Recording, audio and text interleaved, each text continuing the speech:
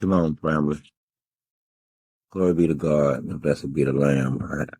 I decided to get the second audio in because Saturday is the Sabbath, and I won't be speaking or doing much on God's Sabbath. However, the Canaanites used to worship a god.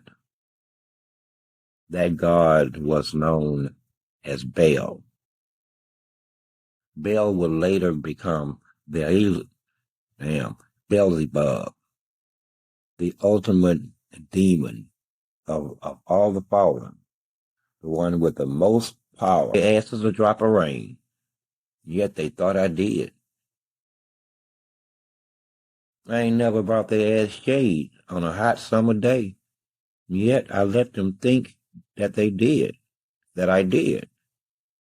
I've never blessed their crops with a grand harvest, but I let them believe that I did. Now, that would be my crime. I never told them these things. In fact, I never spoke with them at all. They just built unto themselves a replica of what they thought that I would look like. And they went to worship abominable things that you can think of. Abominable, I mean, abominable. Everything that you can think of. I won't go down the list because it's long, because some of you are still doing it today. I know that in this country, it goes from cannibalism to animalism to bestiality to incest to necromania and everything in between. And I'm sure that I didn't mention at least 8 or 9. You've moved God to the edge of his throne. And by the way, Christian, you do know that you are the largest denomination in the world, with slightly over 1 billion people, followed in not a close second by Islam. There's a list. These are 2020 numbers. How can that be? How can that be? In every nation, every language, every culture, that dude is. Goodness gracious, man. Goodness gracious. And wow. Sacrificing babies. And to this day, baby sacrificing is still going on. I did not realize how bad it was. It's so much that I had so much faith in humanity that I assumed that there were certain things that they just did not do as a species. One of them would be they would not eat each other's children. Yet here they are, eating each other's children. There's no denying it. There's no denying it. You never stop asking this. No, and not only that, sir, you lost your minds due to isolation, due to group isolation and pitch blackness. We can never trust you now. We could never trust you out amongst the general population. You're gonna hurt somebody. It's not a matter of, man, if you're gonna do it. It's a matter of when. It's a matter of when. So what else do you guys worship today? Damn, it's quiet. I guess the Lord is on because we are of the stern belief, and I must say this emphatically, that nothing is going to come but the Antichrist. And at this point, and with this attitude, he's not even sure if it's the proper moment. I think his father is going to have to shove him out the door. This is not something he's going to willfully enter. He's going to have to be coaxed. He's going to have to be coaxed, and I don't blame him. It sounds like that someone out here wants to kill him. And he don't understand all of the vitriol. You don't understand all the... No, send me your best. Well, that ended that argument. Turns out I had already faced his best. So now that one's off the table. It's just a joke now. Even the devil gets this stuff. When it's over, it's over. When the guy has won, he's won. So on the spiritual level, we beat the living hell out of them. We beat the hell out of them. We rip their ass right off the bone. If you walk up in certain rooms, be careful where you step at, because there's bits and pieces of ass all over the floor. Even be quiet when the enemy is on your roof. Be quiet. Be quiet.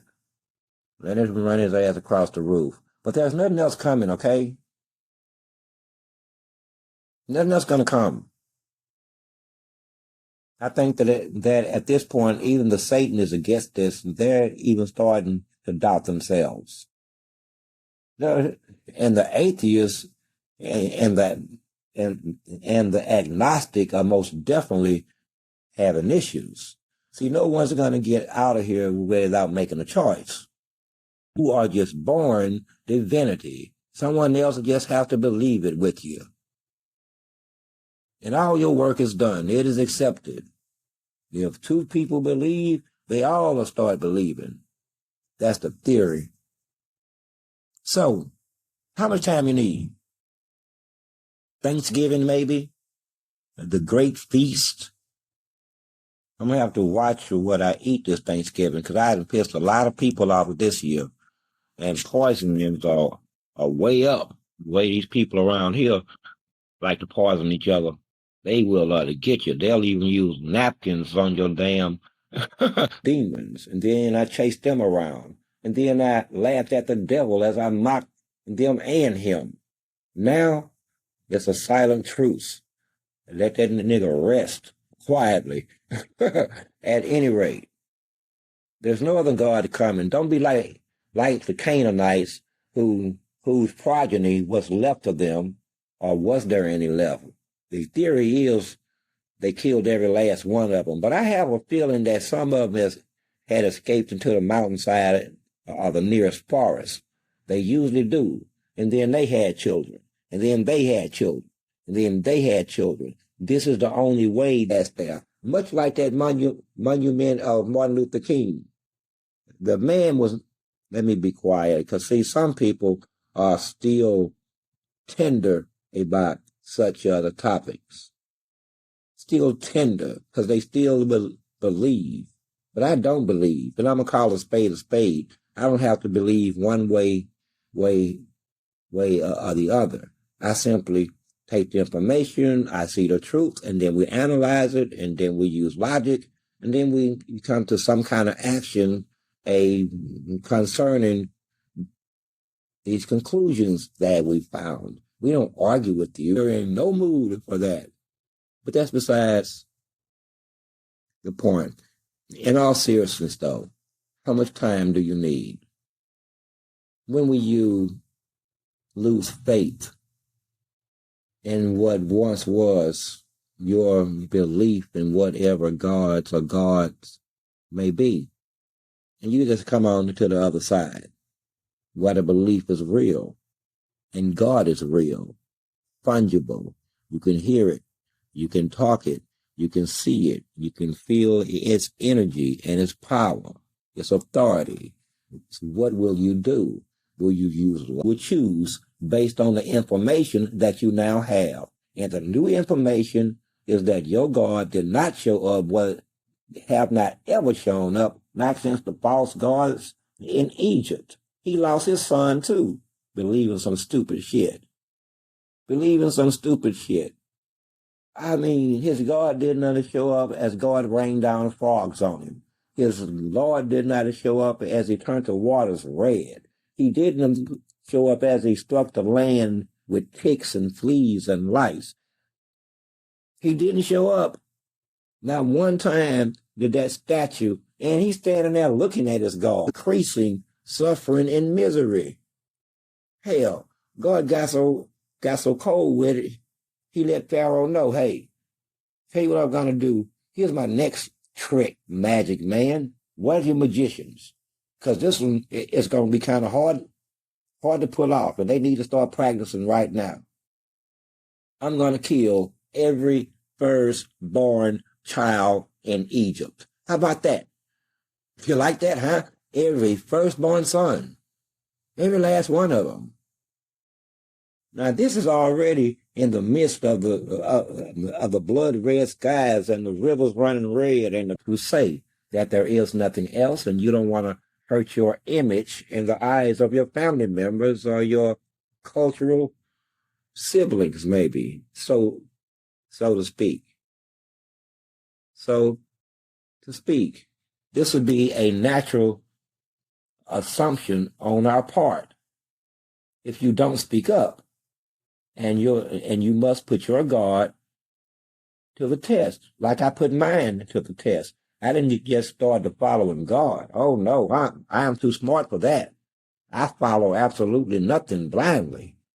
God said, test me if you don't believe that we all believe that which we once did not believe. You must admit this.